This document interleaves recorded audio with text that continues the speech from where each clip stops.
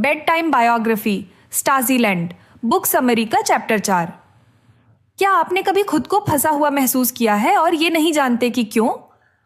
Julia बेहरेंट को ऐसा ही महसूस हुआ। उसने आगे बढ़ने की कोशिश की। उसने एक बुरी सिचुएशन का सबसे अच्छा इस्तेमाल करने की कोशिश की। जब वह इंटरप्रेटर नहीं बन सकी तो उसने होटलों के बारे में सोचा। होटल रिसेप्शनिस्ट की नौकरी के लिए डिग्री की जरूरत नहीं थी। इसमें भी उसकी लैंग्वेज स्किल्स का इस्तेमाल होता। इसलिए उसने हर जगह अप्लाई किया। बर्लिन, लाइप्जिग, ड्रेसडेन, हर जगह।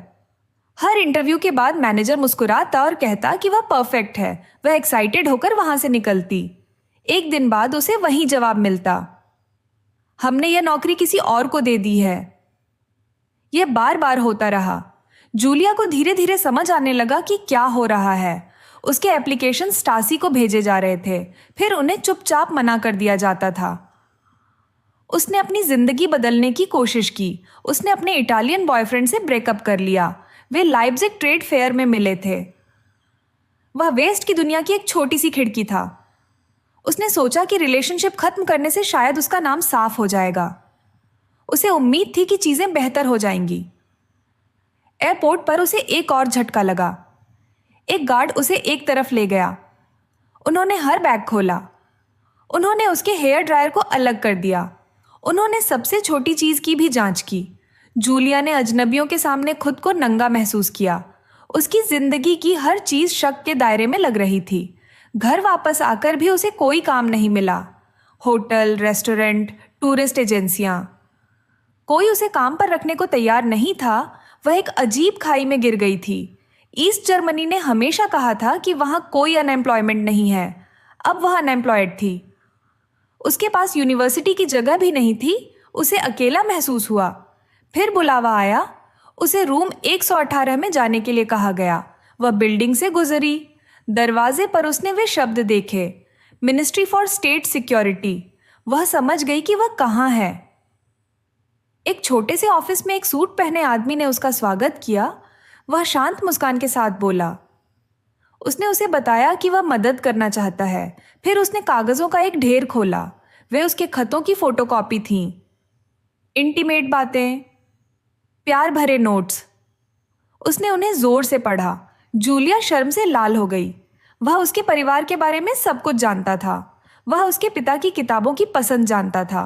वह उसकी बहन की पियानो सीखने की इच्छा जानता था। वह उम्ब्रिया में उसके एक्स बॉयफ्रेंड के घर के बारे में फैक्ट्स जानता था। वह उसकी कार का मॉडल भी बता सकता था। उसे यह सब कहां से मिला? इंटरनेशनल इन्फॉर्मर्स, ऑफिसर ने इशारा किया। संदेश साफ था, मैं तुम्हें जानता हूं, तुम मेरे कंट्रोल में हो। फिर उसने एक ऑफर दिया। जूलिया, उसने कहा, अपनी जिंदगी वापस पाने का एक आसान तरीका है। उसने डेस्क पर एक छोटा सा कार्ड खिसकाया। एक इन्फॉर्मर बन जाओ, उसने सुझाव दिया। जिन लोगों को तुम जानती हो उनके बारे में रिपोर्ट्स लिखो। ऐसा करो और तुम्हारे नाम के आगे लगा काला निशान हटा दिया जाएगा। तुम्हें काम मिल जाएगा। तुम्हें एक फ्यूचर मिलेगा। जूलिया को बहुत गुस्सा आया। बिल्कुल नहीं, उसने कहा। उसने अपने दोस्तों और पड़ोसियों की जासूसी करने से इनकार कर दिया। वह घबराहट में कमरे से बाहर निकल गई, लेकिन ऑफिसर ने उसे कार्ड दे दिया था। उसने पसंद का बीज बो दिया था। सच्चाई उसे समझ आ गई। सिर झुकाकर रखना कभी काफी नहीं था। उसे किसी छोटी सी बात के लिए टारगेट किया गया था। एक विदेशी को डेट करने ने उसे संदिग्ध बना दिया था। बाहर निकलने का एकमात्र रास्ता दूसरों को धोखा देना लग रहा था। स्टासी ने कितने लोगों के साथ ऐसा किया होगा? जवाब, जैसा कि पता चला, बहुत सारे थे। लाखों लोगों ने इसी तरह के दबाव का सामना किया। एक नौकरी, एक ट्रिप, एक प्रमोशन या एक साफ रिकॉर्ड, हर एक की एक कीमत थी। जूलिया ने सौदा करने से इनकार कर दिया। उसने कार्ड पर दिए गए नंबर पर कॉल नहीं किया। उसने अगला दशक अपने माता पिता के साथ रहते हुए बिताया। वह अक्सर बेरोजगार रहती थी। उसने अपने आसपास जिंदगी को आगे बढ़ते हुए देखा। प्राइवेसी के खोने से गहरे जख्म लगे। उसे भरोसा करना मुश्किल लगने लगा। वह मजबूत रिश्ते नहीं बना सकी। उसकी जिंदगी जेल की कोठरी में खत्म नहीं हुई, लेकिन असर वैसा ही था। एक करियर रुक गया। इंतजार के साल, एक सिंगल लेबल से संकुचित हुआ फ्यूचर। उसका ट्रॉमा शांत था, लेकिन यह असली था।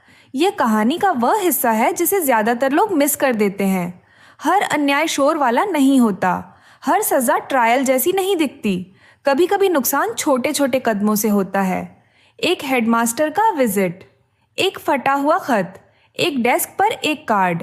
स्टासी को मना करने के जूलिया के फैसले ने उसे भारी कीमत चुकाई, लेकिन इसने उसकी अंतरात्मा को भी बनाए रखा।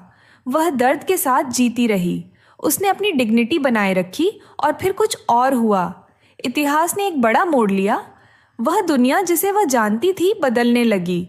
हम उस बदलाव के बाद जूलिया की जिंदगी पर वापस आएंगे।